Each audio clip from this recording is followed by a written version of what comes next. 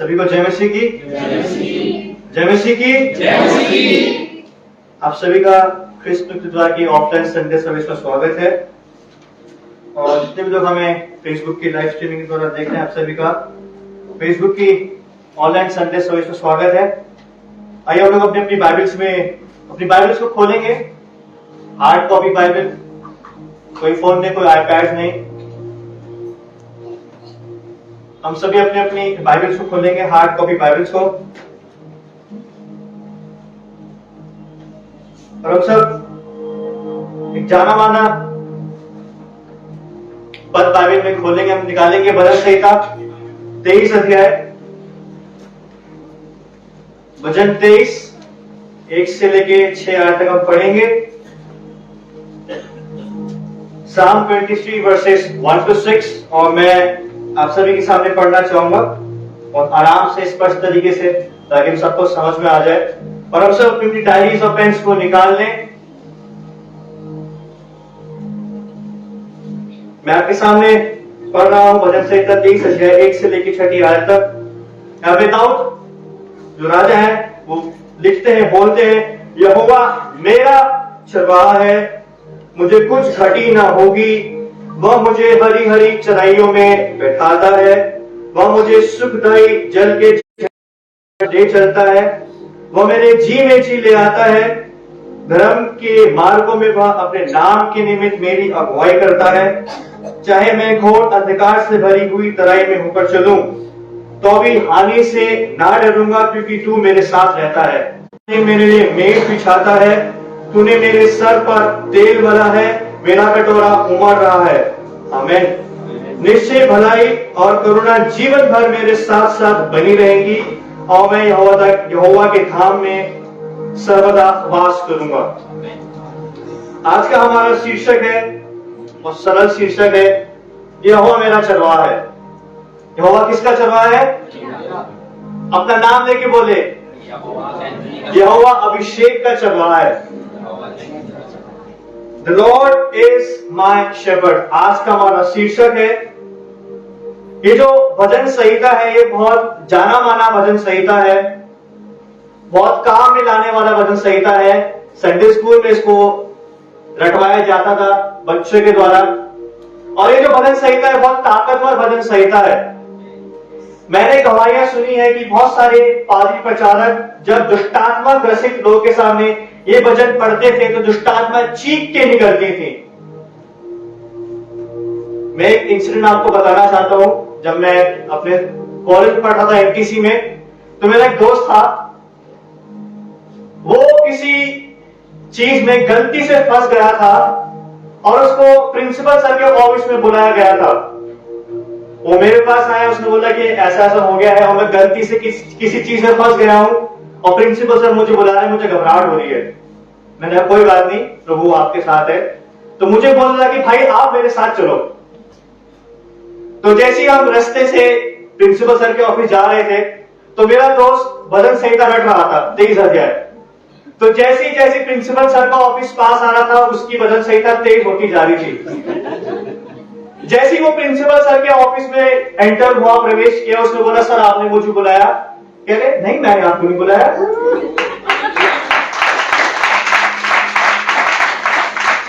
Principal sir ने उसको डांटा, बोला तुम यहाँ क्या कर रहे हो, तुम लाइब्रेरी जाके पढ़ो।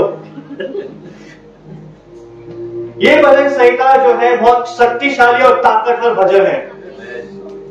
पूरे भजन संहिता में इजरायली परमेश्वर की तारीफ करते हैं, और बाइबल के विद्वान इस बात को बताते हैं कि जो भजन संहिता है वो आधे से ज्यादा प्रार्थनाएं हैं इजरायलियों की। और जैसा भाई साहब ने भी बोला कि भजन संहिता हमें प्रार्थना करने में अगुवाई करता है। ये सिखाता है कि प्रार्थना क्या है, हमें प्रार्थना कैसे करनी चाहिए। एक चरवाहा क्या होता है, और चरवाहे का काम क्या होता है? एक चरवाहा जो होता है वो भेड़ों को चराता है, वो उनका मार्गदर्शन करता है, वो उनकी अगुवाई करता है, वो उनको खाना खिलाता है, उनको तृप्त करता है। उसका एक मुख्य काम ये होता है कि वो अपनी भेड़ों को छोड़ के नहीं जाता है, वो अपनी भेड़ों को खतरों में अकेला छोड़ के नहीं जाता है, वो उनको सुरक्षित जगह पे लेके जाता है। एक मुख्य बात चरवाहे की यह होती है कि वो अपने भेड़ों की जिम्मेदारी खुद उठाता है। वो अपने भेड़ों की जिम्मेदारी किसी दूसरे चरवाहा को नहीं सौंपता है। एक सच्चे चरवाहे की पहचान ये होती है कि वो भेड़ों की जिम्मेदारी खुद ही उठाता है। परमेश्वर ऐसा ही एक चरवाहा है जो हमारी जिम्मेदारी उठाता है। वो हमारी जिम्मेदारी को किसी और के हाथों में नहीं सौंपता है, इसलिए आज हम सुरक्षित और जीवित पाए जाते हैं।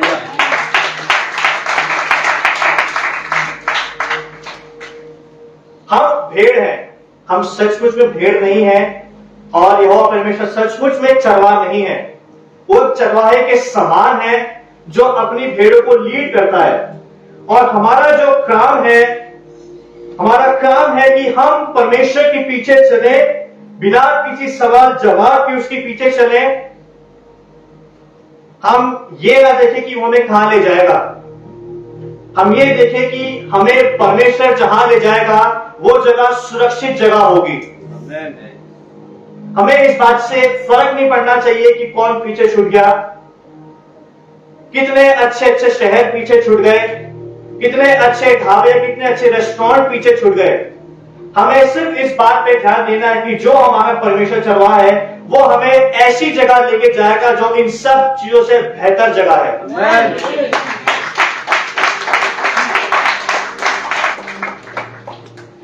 एक भेड़ जब चरवाहे के पीछे चलती है वो निश्चिंत होती है। एक भेड़ जब चरवाहे के पीछे चलती है तो उसको कोई भी चिंता, कोई भी फिक्र नहीं होती है। हम पहली आयत को पढ़ेंगे।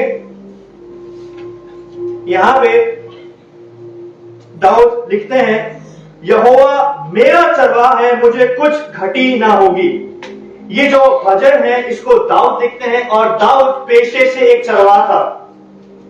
दाऊद राजा बनने से पहले एक चरवाहा था और उसके पिता भी एक चरवाहा था। ये जो चरवाहे का काम है ये दाऊद का एक खानदानी काम था और वो भेड़ों के व्यवहार से वो जानता था कि भेड़ों का स्वभाव क्या होता है। वो ये भी जानता था कि बकरियों का स्वभाव क्या होता है। वो दोनों में अंतर जानता था। हमारा परमेश्वर भी ऐसा चरवाहा है जो भेड़ों में और बकरियों में अंतर जानता है। हमारा परमेश्वर शांत स्वभाव को भी जानता है और गुस्सैल स्वभाव को भी जानता है। बहुत बढ़िया। हमारे परमेश्वर हमारे चरवाहे को शांत स्वभाव में और गुस्से वाले स्वभाव में अंतर मालूम है और इसलिए वो सिर्फ भेड़ों को चराता है और बकरियों को अलग कर देता है जो सींग मारती हैं। उसी प्रकार दाऊद भी सिर्फ उन्हीं भेड़ों को अपने साथ लेके चलता था जो सर झुकाकर उसके पीछे चलती थी। दाऊद क्या बोलते हैं, यहोवा मेरा चरवाहा है, मुझे कुछ घटी ना होगी। यहां हमें पता चलता है कि जो परमेश्वर है वो दाऊद का एक व्यक्तिगत चरवाहा है। जिस प्रकार दाऊद एक चरवाहा था, अपनी भेड़ों को चराता था, उसी प्रकार परमेश्वर भी उसका चरवाहा है। किसका चरवाहा है? दाऊद का चरवाहा है। और जो दाऊद था वो परमेश्वर को बिना किसी सवाल जवाब के उसका पीछा करता था, उसके पीछे चलता था। दाऊद जो बादशाह था, वो राजा था, वो अपने अनुभव से इस बात को लिखता है। और जो दाऊद राजा है वो परमेश्वर को बहुत व्यक्तिगत स्तर पे लेके आ जाता है। एक महान परमेश्वर को जिसके एक शब्द के द्वारा पूरी दुनिया की सृष्टि हुई, वो परमेश्वर जो लोगों से अनजान था, दाऊद की एक पुकार पे वो परमेश्वर, वो महान परमेश्वर व्यक्तिगत स्तर पे आ जाता है। दाऊद के साथ पर्सनल हो जाता है, व्यक्तिगत। आपको पता है पर्सनल किसे बोलते हैं? इंटीमेट, व्यक्तिगत, बहुत करीब। तो परमेश्वर था वो दाऊद के साथ व्यक्तिगत स्तर पे आता है। अब जब परमेश्वर दाऊद के साथ व्यक्तिगत संबंध में आता है तो जो बात दाऊद किसी से नहीं कर पाता था वो बात दाऊद परमेश्वर के साथ खुल के करता था। वो मन की बातें, वो मन का डर, वो जीवन की चिंताएं, फिक्रें जो दाऊद किसी और के सामने नहीं करता था, वही बातें दाऊद परमेश्वर के सामने खुलकर करता था, क्योंकि अब परमेश्वर दाऊद के साथ व्यक्तिगत संबंध में आ गया था। और यही व्यक्तिगत संबंध हम नए नियम में पाते हैं कि यीशु मसीह के द्वारा हम परमेश्वर के साथ व्यक्तिगत संबंध में आ जाते हैं। अब हमारे और परमेश्वर के बीच में कोई अंतर नहीं है, कोई खाई नहीं है। परमेश्वर को और दाऊद को रोकने वाला बीच में कोई नहीं है। अब दोनों हाथ पकड़कर चलते हैं, जैसे आदम चला करता था पाप से पहले।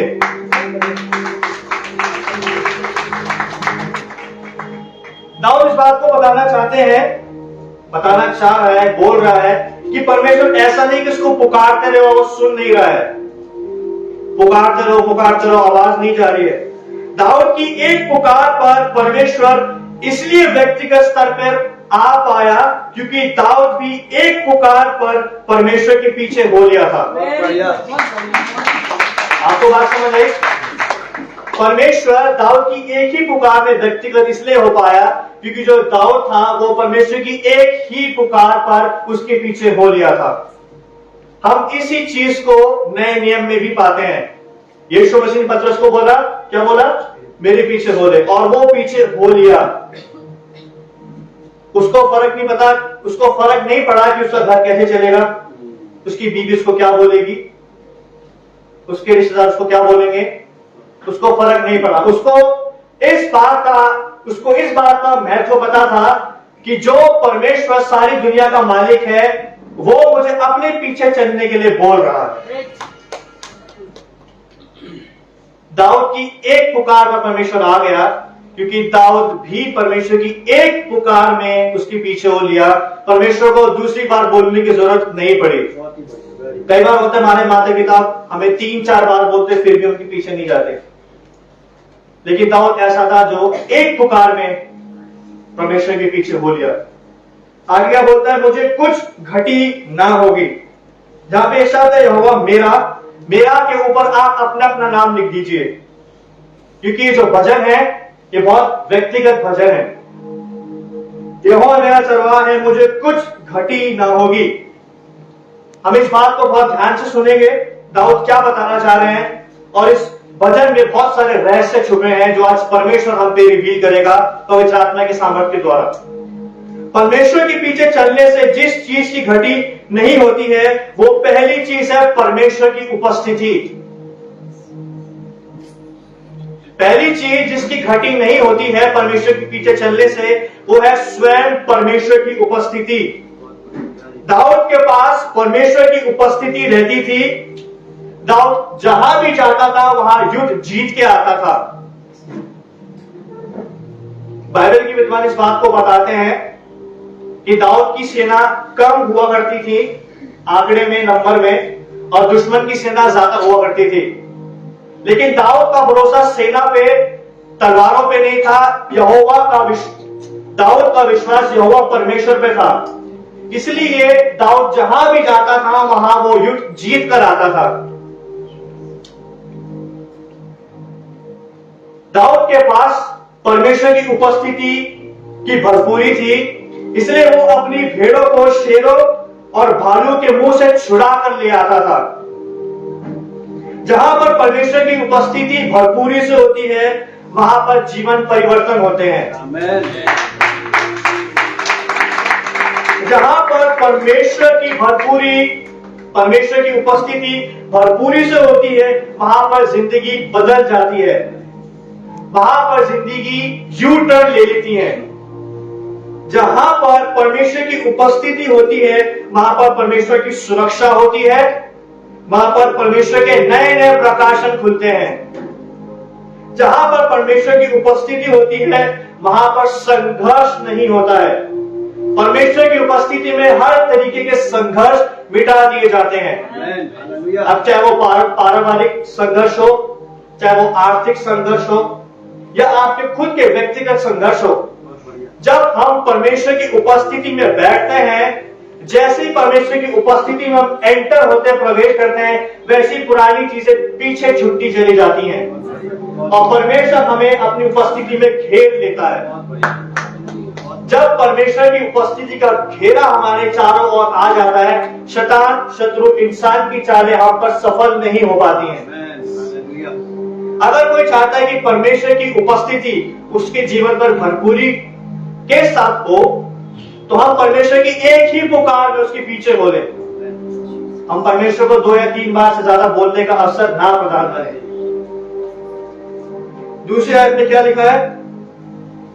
वह मुझे हरी हरी चराइयों में बैठाता है, वह मुझे सुखदायी जल के झरने के पास ले चलता है। चरवाहा जो होता है अपनी भेड़ों को उस जगह पे लेके जाता है जहां पर भेड़ पूरी तरह से संतुष्ट हो पाती है। एक चरवाहा अपनी भेड़ों को ऐसी जगह पे ले जाता है जहां उसका पेट भर सकता है। ऐसी जगह पे चरवाहा अपनी भेड़ों को लेके जाता है जहां पे भेड़ों के लिए पर्याप्त मात्रा में भोजन और पानी रहता है। जो चरवाहा होता है वो अपनी भेड़ों को ऐसी जगह पे नहीं ले जाता जहां पे आधी अधूरी चीजें रहती हैं। चरवाहा ध्यान देता है कि मेरी भेड़ों का जो पेट है वो पूरी तरह भरना चाहिए, बहुत बढ़िया, आधा अधूरा नहीं।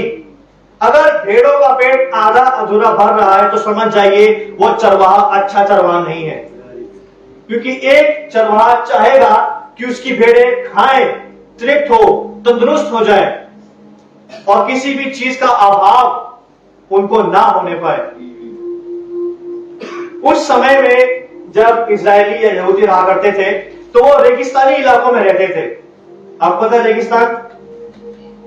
रेगिस्तानी इलाकों में रहते थे और वहां घास बहुत कम उगती थी। तो जब इजरायली यहूदी चरवाहे जब भेड़ों को लेके जाते थे, याद रखें इजरायली जब भी अपना काम करते थे, काम करने से पहले वो यहोवा परमेश्वर का नाम लेते थे, क्योंकि उनको पता था कि यहोवा परमेश्वर का नाम लेते ही हमारे सारे काम सफल हो जाएंगे।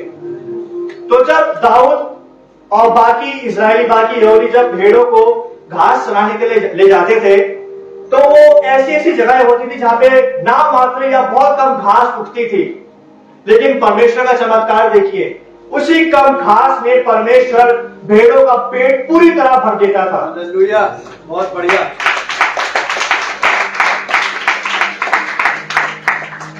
जिस जगह पे आपको उम्मीद नहीं होगी उसी जगह परमेश्वर आपको पूरा तृप्त करेगा। जिस जगह पे रेगिस्तान होगा, जहां पे घास उगने की कोई उम्मीद नहीं होगी, उसी जगह पे परमेश्वर सिर्फ और सिर्फ आपके लिए पर्याप्त मात्रा में घास उत्पन्न कर देगा। बहुत बढ़िया, वेरी गुड। जहां पे आप बोएंगे नहीं वहां आप काटेंगे। हालेलुया। जहां हमने मेहनत नहीं करी उस जगह पे परमेश्वर आपको सफलता देगा। आमीन। और सफलता तब आएगी जब हम एक ही आवाज से परमेश्वर के पीछे चलेंगे। जहां हमने हेडिंग लिखा था ना, यहोवा मेरा चरवाहा है, अब ब्रैकेट में लिख दीजिए एक ही पुकार में परमेश्वर के पीछे हो लेना। इसको लिख लेंगे हम, एक ही पुकार में परमेश्वर के पीछे हो लेना।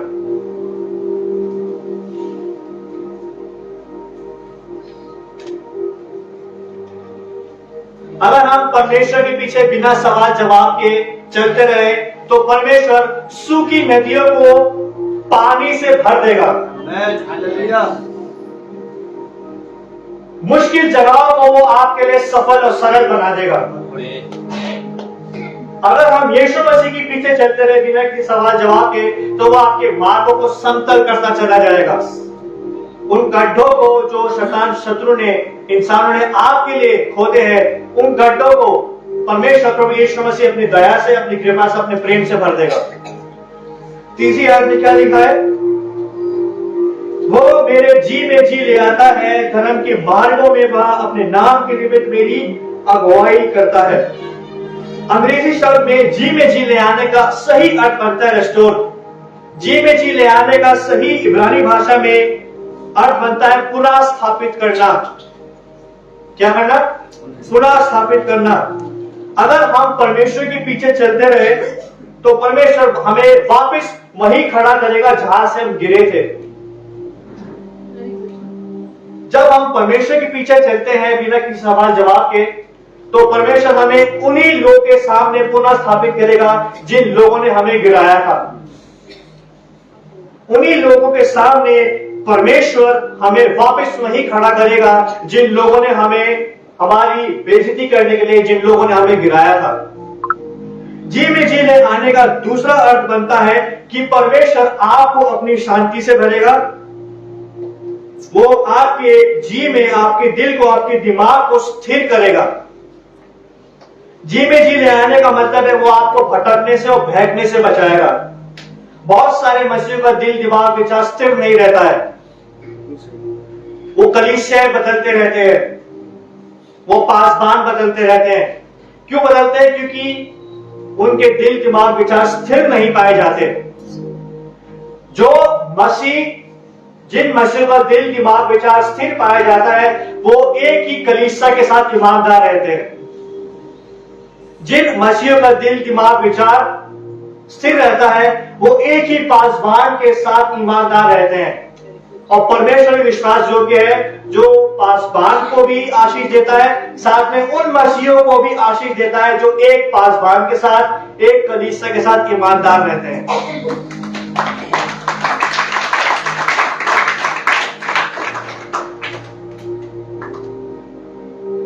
जी में जी ले आने का अर्थ दाऊद बताते हैं कि परमेश्वर बार बार अपने वचन के द्वारा याद दिलाता रहता है कि चिंता मत करो, मैं अभी जिंदा हूं।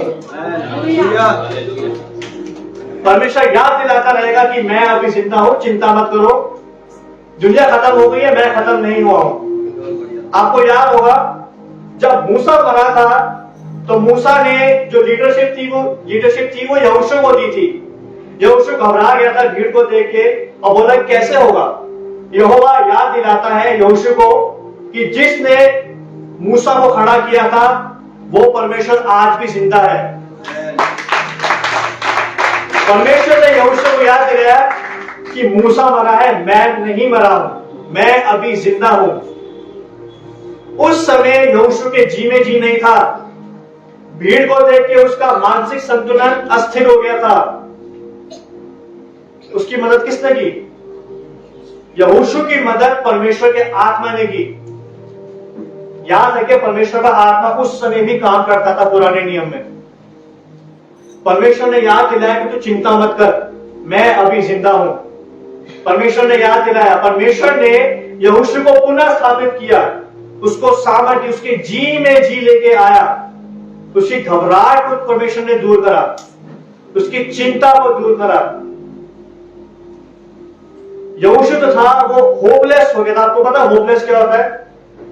जब आदमी फेंक जाता है, डर जाता है, उसके हाथ पैर फूल जाते हैं, हाथ पैर कांपने लगते हैं। परमेश्वर ने बोला अपने हाथ पैर मत कांप। परमेश्वर ने उसको सामर्थ दी, उसको याद दिलाया कि मैं तेरा चरवाहा हूं, तू मेरे पर ध्यान दे और बाकी चीजें सब सिखाई में अपने आप लाइन में आ जाएंगी। अगर आप परमेश्वर के पीछे चलते रहे बिना किसी सवाल जवाब के, जो चीजें आपके जीवन में बिखरी हुई हैं, वो सब एक कतार में सिधाई में आ जाएंगी। जो चीजें आपको फैली लग रही हैं, फैली हुई दिखाई दे रही है, वो चीजें अपने आप संतुलन में आ जाएंगी। चौथी आयत में क्या लिखा है? चाहे मैं घोर अंधकार से भरी हुई तराई में होकर चलूं, तो भी मैं ना डरूंगा, क्योंकि तू मेरे साथ रहता है। तेरे सोटे और तेरी लाठी से मुझे शांति मिलती है। इस आयत का सही अर्थ यह बनता है कि दाऊद बताना चाह रहा है कि उसे पता था, दाऊद को यह पता था कि अगर मैं परमेश्वर के पीछे चलूंगा तो डर मेरे पीछे नहीं आएगा। दाऊद ये बताना चाह रहा है कि डर नाम की कोई चीज होती ही नहीं है। दाऊद को पता ही नहीं था कि डर क्या होता है। उसको पता था कि जो मेरा परमेश्वर है वो मेरे डर से कहीं ज्यादा बड़ा है। बहुत बढ़िया। दाऊद की डिक्शनरी में डर नाम का कोई शब्द था ही नहीं। क्यों नहीं था? क्योंकि उसकी डिक्शनरी के पहले कवर पेज पे यहोवा परमेश्वर का नाम लिखा हुआ था।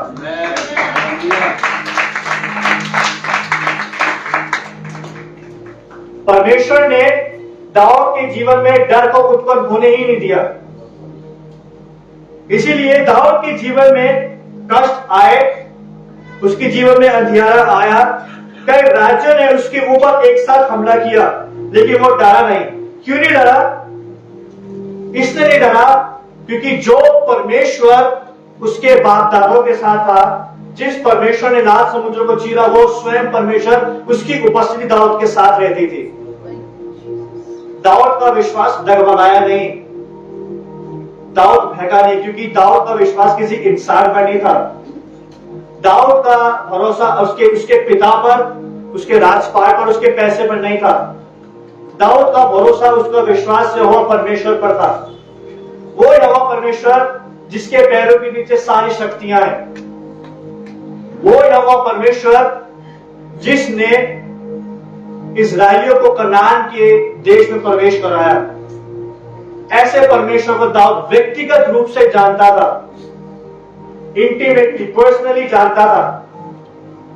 परमेश्वर जो दाऊद राजा था, दाऊद बादशाह था, वो परमेश्वर की हृदय की सारी बात को जानता था, उसके सारे नेचर को वो जानता था।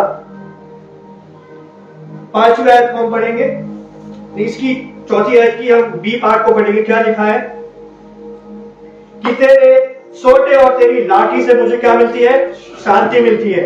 जो सोटा और जो लाठी थी वो भेड़ों को बचाने के काम आती थी और साथ ही साथ भेड़ों की मार्गदर्शन के काम आती थी। उस समय में हर चरवाहे के पास एक लाठी हुआ करती थी ताकि वो अपनी भेड़ों की रक्षा कर सके, जानवरों से, अलग अलग जानवरों से, अलग अलग पुरुषों से। उस समय जो लाठी हुआ करती थी वो चरवाहे की मदद करती थी और भेड़ों के मार्गदर्शन में वो लाठी काम आती थी। आज के समय में ये बाइबल लाठी और सोटे का काम करती है। जिन चरवाहों के पास, जिन कलीसिया के पास, बालों के पास ये बाइबल, ये सोटा और लाठी होती हैं, उनकी भेड़ें हमेशा सुरक्षित पाई जाती हैं। नए नियम के जमाने में, नए नियम की कलीसिया में जो बाइबल है, इसको बोला जाता है लाठी और सोटा। इसके द्वारा पासबाज जो है वो कलीसिया की भेड़ों का मार्गदर्शन करते हैं।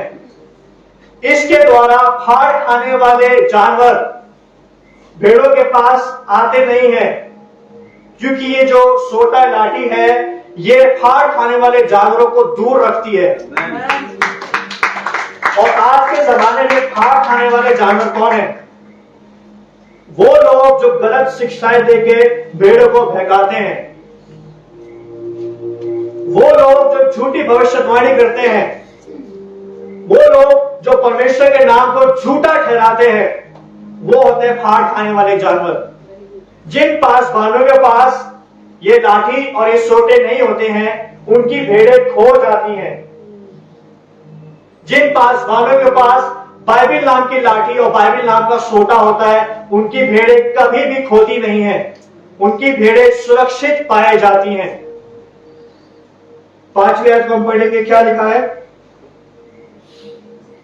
तू मेरे सताने वालों के सामने मेरे लिए मेज बिछाता है, तूने मेरे सर पर तेल मला है, मेरा कटोरा उमड़ रहा है। फिर से पढ़ेंगे शायद को। तू मेरे सताने वालों के सामने मेरे लिए मेज बिछाता है, तूने मेरे सर पर तेल मला है, मेरा कटोरा उमड़ रहा है। इस आयत के द्वारा दाऊद हमें यह बताना चाहते हैं कि अकाल के समय में भी परमेश्वर बहुतायत का इंतजाम करने वाला परमेश्वर है। इस आयत के द्वारा दाऊद हमें यह बताना चाहते हैं कि भूखमरी के टाइम पर, भूखमरी के समय पर परमेश्वर हमारे लिए भरपूरी से इंतजाम करने वाला परमेश्वर है। वो ऐसा परमेश्वर है जो थोड़े को ज्यादा बना सकता है। वो ऐसा परमेश्वर है वो जो छोटी सी चीज को बहुतायत बना सकता है। वो ऐसा परमेश्वर है जो छोटे सामान को बड़ा सामान बना सकता है। और इसका उदाहरण हम नए नियम में देखते हैं। अब नए नियम में जाके देखेंगे, यीशु मसीह को भी चरवाहा बताया गया है। यहां पे लिखा है, तू मेरे सताने वालों के सामने मेरे लिए मेज बिछाता है। मेज बिछाने का अर्थ होता है कि वो आपके सामने, आपके सताने वालों के सामने आपके लिए बहुतायत का इंतजाम करेगा। वो आपके घर में भरपूरी रखेगा। आपके पास किसी भी चीज की कोई कमी नहीं होगी। वो सचमुच में आपके सामने एक मेज बिछा देगा और उस मेज पे हर तरीके का भोजन होगा। उस मेज पे हर तरीके की आशीषें होंगी। और वही चरवाहा हम नए नियम में देखते हैं यीशु मसीह को, जिसने 5 रोटी और 2 मछली को बहुत आयत में तब्दील कर दिया। वो वही परमेश्वर था जिसके बारे में दाऊद लिखता है। प्रभु यीशु मसीह वही चरवाहा है जो सताने वालों के सामने जिसने मेज बिछाई और 5 रोटी 2 मछली को उसने बहुत आयत की आशीष में तब्दील कर दिया। यहोवा परमेश्वर और प्रभु यीशु मसीह एक ही है। परमेश्वर ने पुराने नियम में इंतजाम किया और प्रभु यीशु मसीह ने नए नियम में इंतजाम किया, और 12 टोकरियां बच भी गई।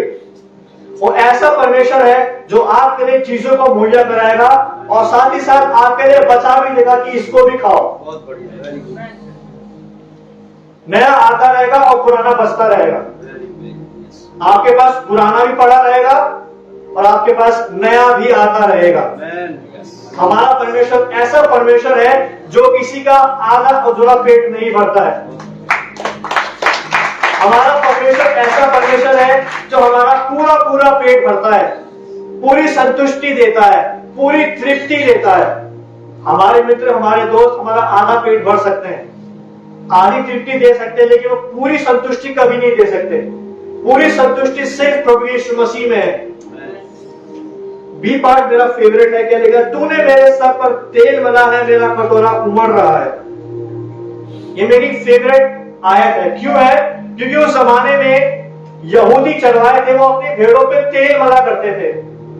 वो तेल इसलिए मलते थे ताकि भेड़ों पे कीट पतंगे ना आ पाए जो खून पीते हैं, जो बीमार करते हैं। उसी प्रकार परमेश्वर भी हम पे तेल मलता है, और जब वो तेल मलता है तो दुष्टात्मा नामक कीट पतंगे हमारे पास नहीं आते हैं।